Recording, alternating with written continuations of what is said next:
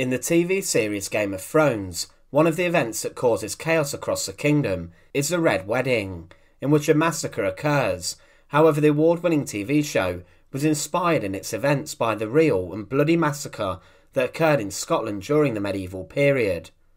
Today, Edinburgh Castle is one of the most visited sites across Britain, and it's seen as a great day out.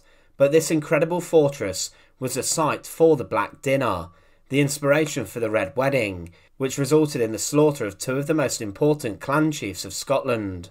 Join us today as we look at the real Red Wedding, the Black Dinner, and as always, to support our channel, please make sure to subscribe. James II of Scotland came onto the throne when he was just a young boy. He was the son of King James I and Joan Beaufort. His father was assassinated in a failed coup by his uncle, and James was left the heir apparent, already being the Duke of Rothesay. When his father was killed, the young 6-year-old James became the King of the Scots at a very young age, being crowned in Holyrood Abbey on the 23rd of March 1437.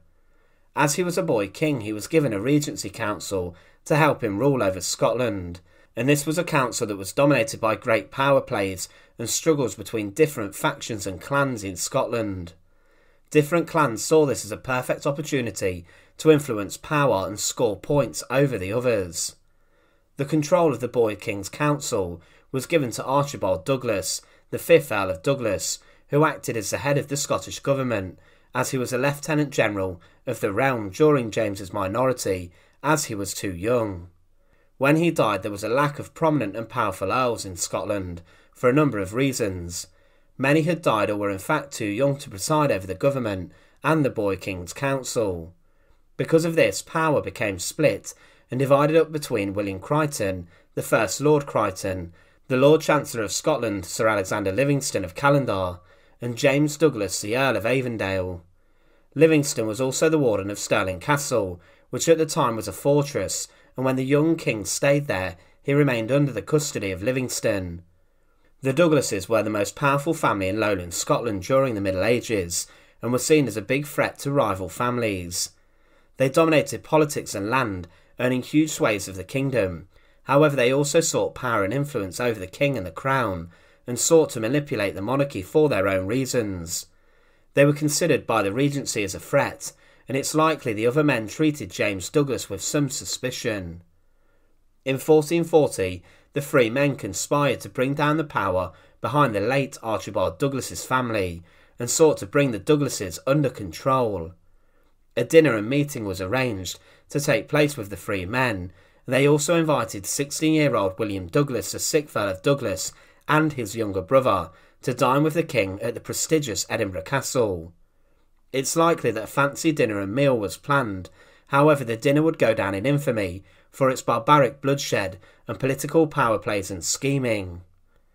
The king, the young James II, was present at the Black Dinner, still being a very young boy around the age of 10. The invitations for dinner were sent in the king's name, and the group arrived at Edinburgh Castle for no doubt an evening of political debate and scheming.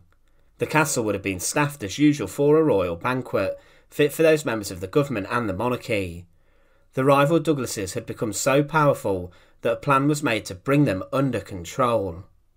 The legend of the Black Dinner states how whilst the men and the king were eating, a black bull's head was brought onto the table and was placed before William Douglas, the Earl of Douglas. This symbolised and indicated that his death was imminent, and then along with his younger brother, the two Douglas chiefs were then dragged out of the dinner by a group of guards. They were then taken out to Castle Hill, where the castle sits on, and were given a quick and sham trial. The trial was a farce, and it was already decided that upon trumped-up charges of treason, accused of being traitors that both of the Douglas earls would be executed. Allegedly, the young boy King James II himself even pleaded with the trial, and the other men to spare the Douglas earls. However, these pleas were not listened to. On the cold cobbles of Castle Hill, the men were then beheaded in bloody fashion. The supporters of the Douglases even then allegedly besieged Edinburgh Castle, trying to inflict damage upon the fortification. They were executed in the castle's yard, but despite the murders, the Douglases continued to dominate the Scottish court, and when James II came of age to rule himself, he found them to be rather difficult and dangerous, of which he feuded with the clan for most of his reign. The Douglases continued to preside over powerful offices, and James tried to break their power, and he repeated the events of the Black Dinner once again. James invited William Douglas, the 8th Earl of Douglas, to Stirling Castle in 1452 under the excuse of a safe meeting. He promised him safety. However, during the meeting the king accused the Earl of conspiring against him and consolidating powerful links with other clans to oust the king from power, and the king himself drew his dagger and stabbed William Douglas 26 times, killing him.